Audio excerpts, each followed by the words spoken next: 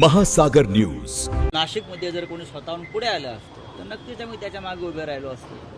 नाशिकमध्ये शिंदे सेनेला रोखण्यासाठी भाजपच्या बंडखोरांना शिवसेना बळ देणार अशा पद्धतीची चर्चा आहे आणि भाजपच्याच मदतीनं हा सगळा डाव आखला जातो असं कळतं.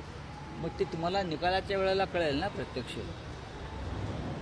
शिंदे सेना म्हणजे हा काय फार मोठा फोर्स नाही आहे महाराष्ट्रात. हा पैशाचा फोर्स आहे आणि हा पैसा ठेकेदारीतून आणि भ्रष्ट मार्गाने आलेला पैसा आहे. अशा प्रकारचं राजकारण सर्वच पातळ्यावर थांबलं पाहिजे ही आमची भूमिका आहे. अशा परिस्थितीत भाजपच्या याचा अर्थ काय भाजप काय दानशूर पक्ष आहे आणि फार पवित्र पक्ष असा नाही आहे. पण आमचा पहिला क्रमांकाचा शत्रू हा शिंदे गटच आहे. साहेब, शिवसेना आणि भाजपमध्ये अंतर्गत वाद संवादावर आले. 3 आमदारांनी शिंदेच्या भाजप विरोधात नाराजी व्यक्त केली. ज्या पद्धतीचा सगळा कारभार चालला, दोन्ही शिवसेना एकत्र आले पाहिजे असं त्यांनी मत व्यक्त केलं. मग मातोश्रीवर या असं मत व्यक्त केलं आहे ना. मग आम्ही मातोश्रीवर बसलेलो आहोत उद्धव साहेबांच्या नेतृत्वाखाली. मी कालही म्हणालो जर तुम्हाला पश्चाताप झाला असेल तर पश्चाताप व्यक्त करण्याची जागा ही हिंदुहृदय सम्राट शिवसेना प्रमुखांचं निवासस्थान मातोश्री, तिथे या आणि पश्चाताप व्यक्त करा. मग आम्ही चर्चा करू. कशाला निमंत्रण द्यायचं, कशाला निमंत्रण मातोश्रीवर या जे शिंदेच्या शिवसेनेचे ज्यांनी वक्तव्य केलं त्यांना तुम्ही एक प्रकारे निमंत्रण देताय. आता मी दत्ताजी गायकवाडांना सांगतो निमंत्रण पत्रिका छापा. दुसरं काय सांगू शकतो मी. अंबादास दानवेंनी पण अशा पद्धतीची इच्छा व्यक्त केली होती की शिवसेना एकत्र यायला पाहिजे. बरोबर आहे ना.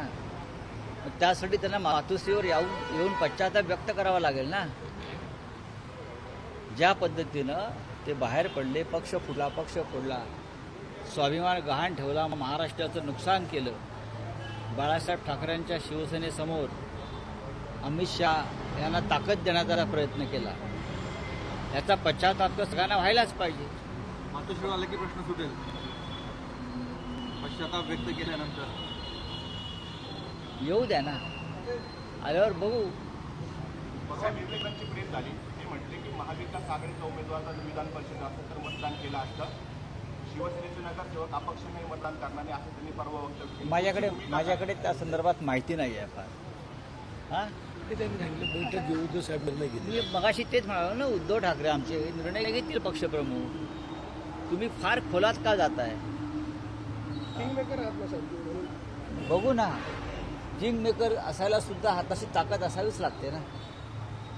शेतकऱ्यांना जी कर्जमाफी दिलेली आहे ती कुठेतरी फसवणूक आहेत अशी